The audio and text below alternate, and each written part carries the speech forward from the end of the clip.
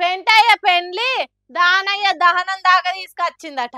గట్లనే ఉన్నాయి మన కష్టాలని, కడుపులున్న బాధనంతా చెప్తున్నది యోగి కండక్టర్ మేడం. ఆర్టీసీ ఉన్నతాధికారులందరికీ కూడా మా మనవి, మీకు వీడియో పెడుతున్నాను చూడండి. రోడ్డు మీద ఇలా ఎక్కుతున్నారు, బస్సుకు వచ్చి 150 మంది 170 మంది ఎక్కుతుంటుంటే కండక్టర్లతో రెక్లెస్గా మాట్లాడడం, డోర్లో నుంచి పైకి ఎక్కమంటే ఎక్కనంటాం. ఎందుకంటే మా ఉద్యోగాలతో, మా ఊపిరితో, మా కుటుంబాలతో ఇలా ఆడుకుంటున్నారు.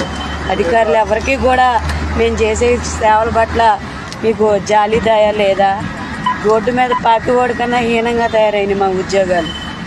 మా ఊపిరి ఆర్టీసీ బస్సులోనే పోయేలాగుంది.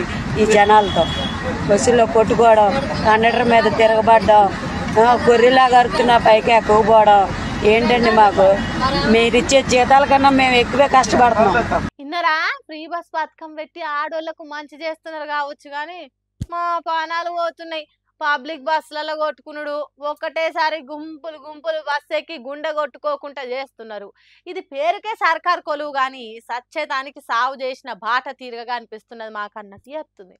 మరి అంతే కదా, పత్తి బస్తాలు దొక్కినట్టు కిక్కిరిచిన బస్సులల్లో అటుకొస్త నుంచి ఇటుకొస్త ఈదుకుంటా పోయి టికెట్లు తీసుకున్నాడు అంటే చిన్న కష్టం ఉంటుందా? అందున ఆడోళ్ళకి ఇంకింత తిప్పలు ఎక్కువ ఉంటుంది. అందుకే మా పానాలు పోతున్నాయి ప్రభుత్వమా అన్నట్టు సెల్ఫీ వీడియో తీసి సోషల్ మీడియాలో పెట్టింది. ఇంకేముంది, సర్కారు నడుపుతున్న వాళ్ళు కష్టమైంది, కడుపు నొప్పి అయింది అనేది ఆలోచించారు కదా. నువ్వు మా మీద వీడియో తీసి ఇడుస్తావా, నీ సంగతి చెప్తామన్నట్టు డ్యూటీ వేసుడు ఆపిండ్రట ఆఫీసర్లు. పని చేయకుండా పక్కకు పెట్టిండ్రట. ఇగో గిట్లున్నది మన దేశాన్ని రాష్ట్రాలను ఏలుతున్న వాళ్ళ తీరు. కష్టాలు చెప్పుకోవద్దు, కడుపులున్న బాధలు అంచుకోవాలి, తిప్పలు వస్తే సర్కారును తిట్టొద్దు, లేకుంటే ఇగో గిట్లనే చేస్తాం. ప్రశ్నించిన వాళ్ళను ముప్పు తిప్పల పెట్టి 3 సార్లు నీళ్ళు తాగిస్తామన్నట్టు చేస్తుండ్రు. అసొంటి పరిపాలన చేస్తున్న వాళ్ళను ఎన్నుకున్నందుకు మనకు మనమే దండాలు పెట్టుకొని దండలను మెడలు వేసుకోవాలి. అంతకంటే ఎక్కువ ఏం చేయలేం. మరి రాజకీయాలల్లా తొడలు కొట్టుడు, మెడలు ఇరుస్తా అనుడు, ఏం బీకలేవని ఎగిరెగిరి వాడే మాటలు మాట్లాడు కామన్. గాని మంత్రి పొంగిలేటి శ్రీనివాస్ రెడ్డి మాత్రం మొదల్లేని మాటలు మాట్లాడిందని అంటుర్రు పబ్లిక్.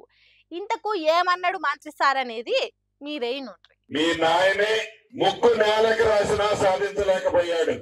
మీ నాయనే ఇదే పాలేరు నియోజకవర్గానికి వచ్చి 3 సార్లు ముక్కు నేలకు రాసినా ఏమీ చేయలేకపోయాడు. నువ్వెంత బచ్చాగాడు. తర్వాత నా మీద నువ్వు నిలబడతావా, లేకుంటే నీ మీద బచ్చాగాడిని పెట్టి మళ్ళీ ఈ పార్టీ గెలిపిస్తున్నా? అరే ఏంది సారు గిట్లా మాట్లాడుతిరి? కేటీఆర్ అంటే కోపం ఉండొచ్చు, బీఆర్ఎస్ పార్టీ అంటే వాడతలేదు కావచ్చు, కానీ జరంతా ఆలోచన చేసి మాట్లాడాలి కదా. బచ్చాగాన్ని కేటీఆర్ మీద నిలబెట్టి ఎట్లా గెలిపిస్తారు? బచ్చగాళ్ళంటే చిన్న పోరలు, వాళ్ళకు ఓటే హక్కే ఉండదు. ఎమ్మెల్యే ఎన్నికలలో నిలబడాలంటే కనీసం 25 ఏళ్ళు ఉంటేనే అర్హులవుతారు. గసోంటిది బచ్చగాన్ని కేటీఆర్ మీద నిలబెట్టి ఎట్లా గెలిపిస్తావు సారు? నామినేషన్ వేయంగానే ఎన్నికల ఆఫీసర్లు దాన్ని కొట్టేస్తారు. ఇక గెలుపు ఓటములు ఎక్కడి సారు? ఇక పాలేరు నియోజకవర్గంలో కేసీఆర్ ను ముక్కు నేలకు రాయించిన అంటున్నావు. మరి అసొంటి కేసీఆర్ పార్టీలనే కదా కొన్ని రోజులు పనిచేసిండ్రు కదా సార్ మీరు. 3 సార్ల ముక్కు నేలకు రాయించినందుకే మంత్రి పదవి ఇచ్చి నిల్వ పెంచిండు ఆ మంత్రి సారు. బీఆర్ఎస్ పార్టీలో పెద్ద పెద్ద పదవులు అనుభవించింది, అప్పుడే మర్చిపోయినవా పొంగిలేటి సారు అని అంటుర్రు పాలేర్లున్న బీఆర్ఎస్ పార్టీ కార్యకర్తలు.